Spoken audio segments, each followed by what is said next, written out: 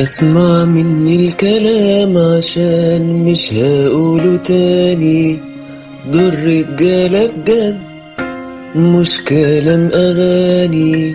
اللي عاوز يكمل ياخد صفنا، أصحابنا للآخر، أصحاب لآخر الحياة.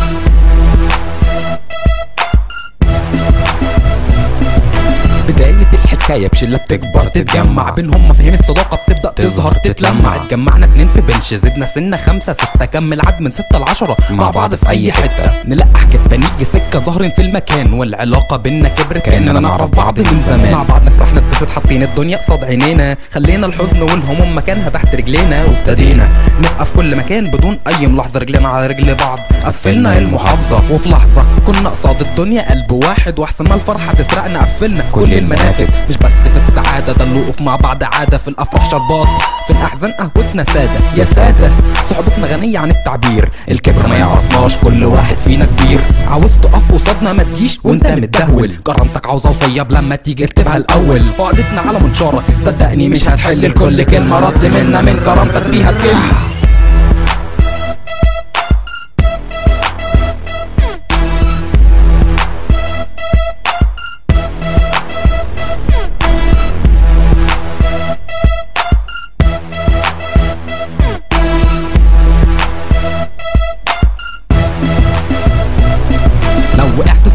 وجودنا مش هتقلقك، هتلاقي بوكس يسندك، هتلاقي حد مننا.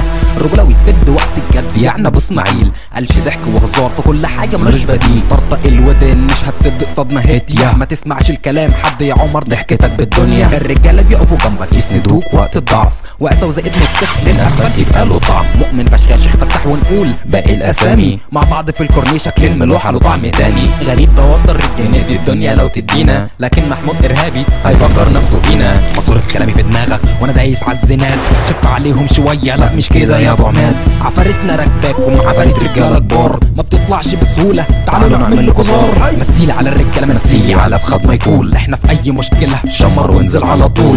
اسامي على سبيل المثال مش على سبيل الحصر، لكن الرجاله دي مثال الشهامه وشرف الاصل.